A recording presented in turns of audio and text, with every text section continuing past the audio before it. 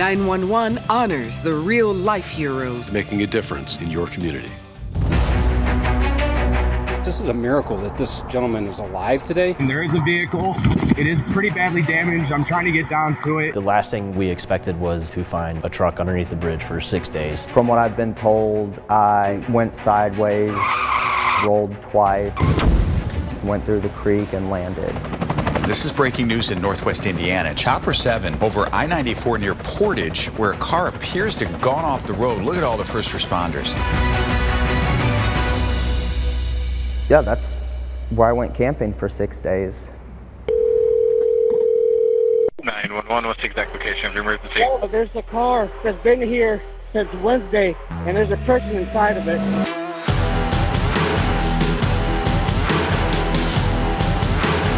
So on December 26th, a call came in for a crash, which is pretty common. But as far as details go, at that point in time, we really weren't sure what we were going to. Hang on, buddy. You stay there. We got medics coming, okay? Don't worry about nothing. A person found inside that vehicle says they were trapped there for days. Definitely not expecting the outcome that we had. We were expecting to find him perished. Is he conscious? He's conscious, breathing. I think his legs are crushed.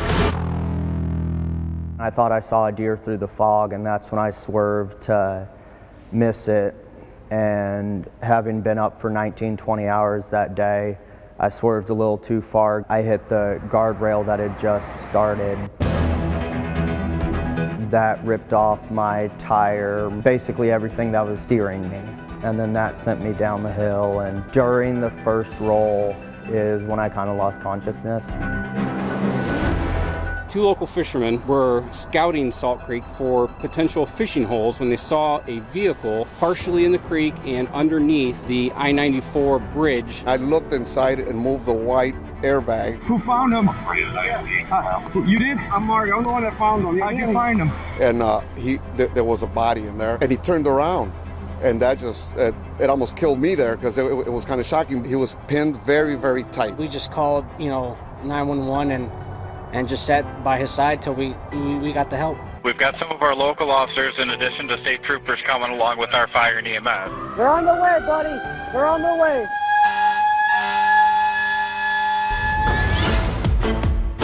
When I made the corner and I saw the vehicle and I looked at him, I remember he just looked at me and he had this massive smile on his face. I'm like, oh my God. The entire time we were with him, he was making us feel more comfortable with the situation by just talking to us. What hurts the most, one question?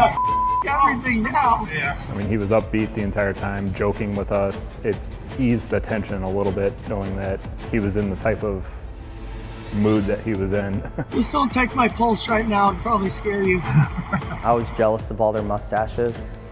And I think a lot of the jokes that I did say while you guys were down there was just due to shock.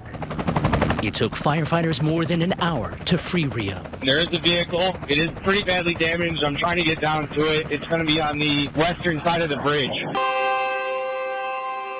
After the wreck, I came to and I already knew that my leg was stuck, this leg was stuck. I just didn't know to what extent they were stuck. This was all basically shattered and my phone was over here in this little crack. I would yell for the majority of those nights trying to get somebody's attention. And the entire time all I heard was silence. You kind of lose a little sense of hope, and in a situation like that, you have to have as much hope as possible. I mean, the entire time I'm just constantly trying to get myself out of that situation. There were some things that were milestones for me, and I say that in quotes. So where I landed under that bridge was directly under a drainage spout for the highway above me. I was able to kind of pull the visor down to where all the water would land on my sweatpants. Through trial and error, I found out it tasted horrible, but I found out that if I drank it through sweatpants, it actually tasted tolerable. Things had to happen for it to have this outcome.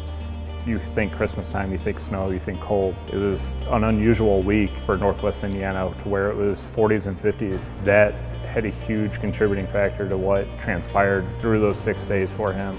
The temperature actually fell into the 20s that night. Had it not been for those fishermen decided to go look for a fishing spot that day, that moment, who knows what could have happened. Do I think that this happened for a reason? Yes, but you know, I might not know that reason for another 20, 30 years. I know that it sucks that I'm 27 and I lost my leg, but you know, when you think about it, this wreck didn't even cost me a full arm and a leg. It only cost me half a leg. So I think I had a pretty good discount on it. Well, doctors had to amputate part of Reum's leg, but he kept a positive attitude throughout this entire ordeal. And now he's planning to write a book and become a motivational speaker and eventually return to his love of running. I think here in a couple weeks I'll get my first prosthetic. By Thanksgiving, I want to do a 5K. I want to get into motivational speaking. What's the point of going through something like this if others' lives aren't affected? You guys save people physically. I just try to help them mentally. This will stick with me the rest of my life. These calls are special, and we had a small part in this positive outcome. It's our job, which I know sounds kind of cliche, but he's actually taken this, I'll call it a second chance at life. He's taking it and trying to do good with it. It feels good knowing that we were a part of it to help save his life. This is, you know, what we've trained to do. This is what we do every day. Thank you. Thank you. Thank you. Thank you. We salute you.